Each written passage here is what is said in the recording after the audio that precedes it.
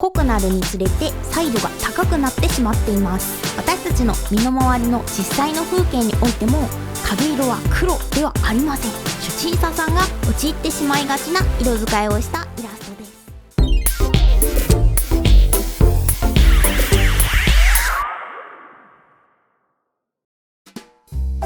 こんにちは。イラストレーターのののまろです。今回は色選びのコツについてお話ししたいと思います。よく質問でいただくのですが、どうやって影色を選んだらいいかわからないという方、それからなんだか色がくすんでしまうと思われている方、必見であります。〇〇を知るだけでプロレベルの色使いにというタイトルにしたのですが、特に難しいことではありません。簡単なルールを知るだけで色選びに迷う時間がぐんと減ります。ぜひとも最後まで見ていってください。早速ですが、こちらの2枚のイラストを比べてみてください。こっちがプロレベルの色使いをしたイラスト、こちらがシュチーサさんが陥ってしまいがちな色使いをしたイラストです。何が違うか分かりますでしょうか？正解は下地の色と影色の色相が違うかどうかという点です。そんなこと急に言われても意味がわからないよと皆さん感じられたと思いますので、順を追って説明させていただきます。はじめに色相とは何ぞやというお話をいたします。これはお絵かきソフトで描画する色を選ぶときに使うカラーサークルというものです。これは色の彩度、明度、色相の3大要素が分かりやすく表示されています。学校の美術の授業でご存知の方もいらっしゃるかもしれませんね。縦軸が明度という色の明るさを表しています。上に行くほど明度が高くなります。横軸は彩度という色の鮮やかさを表しています。右に行くほど彩度が高くなります。最も彩度が低い色は白や黒などの無彩色と呼ばれるものです。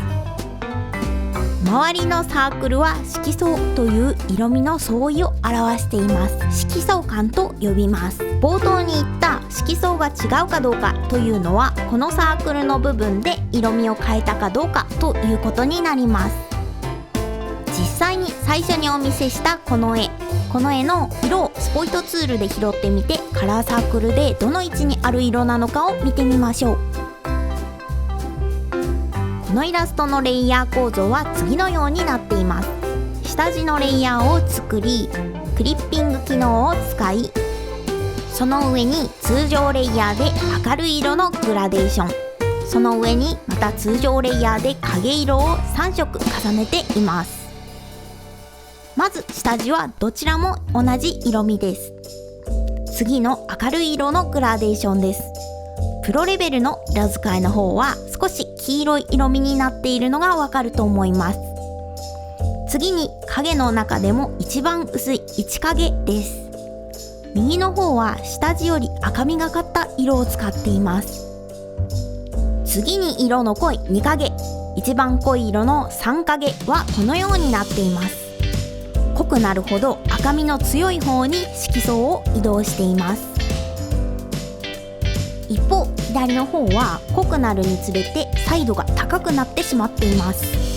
カラーサークルの右側の方に丸が移動しているのがわかると思います。これは同じ色相の色味を使うと起こる傾向です。下地の色と影色の彩度の差が大きすぎると絵の中で不自然に浮いてしまいます。ちなみにこのようなパターンの方もよくいらっしゃるので注意してください。こちらは彩度と色相を変えず明度を下げるだけで影色を作ってしまった例です。カラーサークルでいうと丸を下の方に移動しただけの色味です。絵を始めたばかりの頃は影は暗い色だから黒い色を使えばいいと思ってしまいやってしまいがちです。ですが私たちの身の回りの実際の風景においても影色は黒ではありません。なのでイラストでも彩度を変えた方が私たちの目には自然な色味に見えます。また右のように色相を変えることで絵の情報量が増えてより豊かな表現をすることができます。まとめ、影色を選ぶときは下地の色から明度だけでなく色相と彩度を変えた色を選ぶ。いかがでしたでしょうか。今では個性的な色使いをされるイラストレーターさんもたくさんいらっしゃいます。ぜひそれを応用しながら個性的な色使いも研究してみてください。以上、プロレベルの色使いができるコツでした。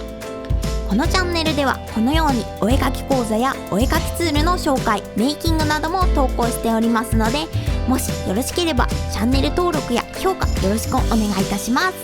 以上、ののまろ